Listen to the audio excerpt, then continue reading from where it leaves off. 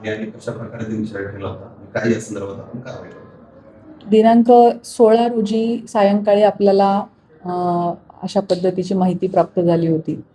आपण तात्काळ त्याची फिर्याद नोंदवली आणि गुन्हा दाखल केल्यानंतर पुढील अटकेची कारवाईसुद्धा करण्यात आली.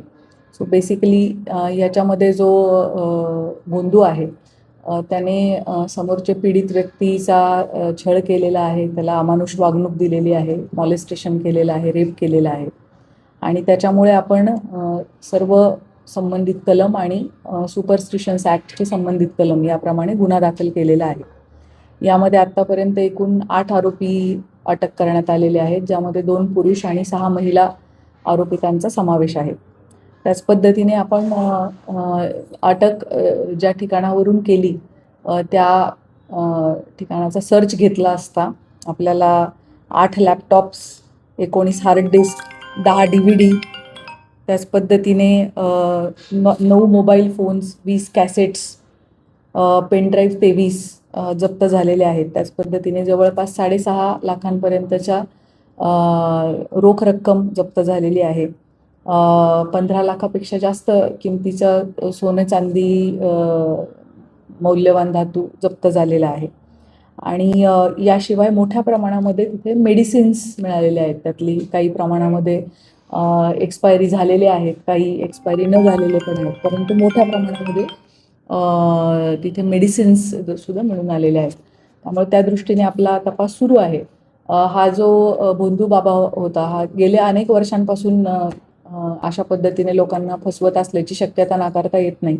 कारण आत्ताची जी आपली फिर्यादी आहे त्याचे कुटुंब आणि या बाबाचे संबंध हे गेल्या 20 वर्षांपेक्षा अधिक कालावधीपासूनचे आहेत आणि एका मॉडर्न गुरुकुलाच्या नावाखाली अनेक विश्वासात आलेल्या माणसांची मुलं त्यांनी आश्रमामध्ये ठेवून घेतली, मुलं मुली हे ठेवून घेतले. सो दिवसभर ही मुलं शाळा कॉलेज अटेंड करायची आणि संध्याकाळी मात्र आपल्या पेरेंट्सकडे राहण्यापेक्षा जशी गुरुकुल पद्धतीमध्ये ते ह्या बाबाकडे राहत होते.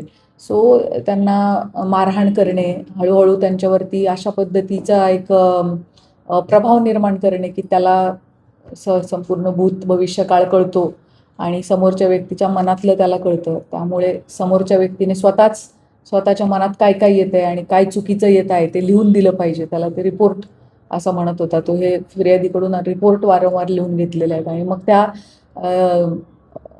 त्याच डेटाचा वापर हा पेरेंट्सला आणि फिर्यादीला मॅनिप्युलेट करण्यासाठी केलेला आहे. सो कुटुंबियांपासून फिर्यादीला तोडण्यात आलेलं होतं आणि दोन्ही पण बाजूंना मॅनिप्युलेट करण्यात आलेलं होतं आणि या सगळ्या परिस्थितीचा फायदा घेऊन मग ह्या फिर्यादीवरती बलात्कार करण्यात आलेला आहे. इतर अनेक अमानुष पद्धतीचे छळ, मारहाण करण्यात आलेली आहे आणि हे सगळं माझ्यामध्ये दैवी शक्ती आहे आणि मला सगळं कळतं असं भासवून केलेलं आहे. त्यामुळे सुपरस्टिशन्स ॲक्टची कलमं आपण त्याच्यामध्ये लावलेली आहे.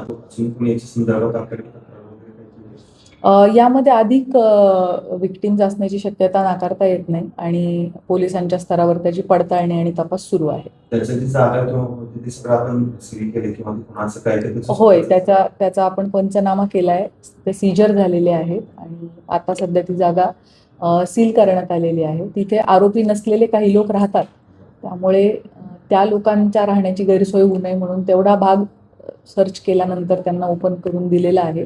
उर्वरित भाग ज्यामध्ये हा बाबा स्वतः राहत होता तो भाग मात्र सील आहे.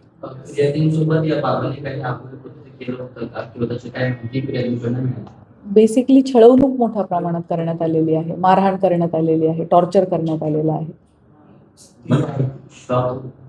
होय, शॉक वगैरे देणं असू दे किंवा त्याने स्वतःची लघवी सुद्धा त्या समोरच्या फिर्यादीला पिण्यासाठी मजबूर केलेला आहे. सो अशा प्रकारच्या अमानुष कृत्य फिर्यादीबाबत झाल्याबाबत आपल्याला FIR मध्ये माहिती प्राप्त आहे.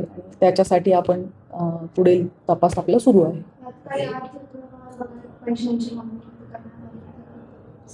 त्याच्यावरती आपला तपास सुरू आहे. फिर्यादी ने तिच्या नावावरती असलेल्या प्रॉपर्टीज सुद्धा स्वतःच्या नावावर याने करून घेण्याचा प्रयत्न केलेला आहे. काही प्रॉपर्टी हस्तांतरित झालेली आहे, अशी सुद्धा फसवणुकीचे कलम आपण त्यामध्ये लावलेले आहेत आणि त्याचा तपास सुरू आहे. साधारण किती वर्षांपासून हे सगळं सुरू होतं?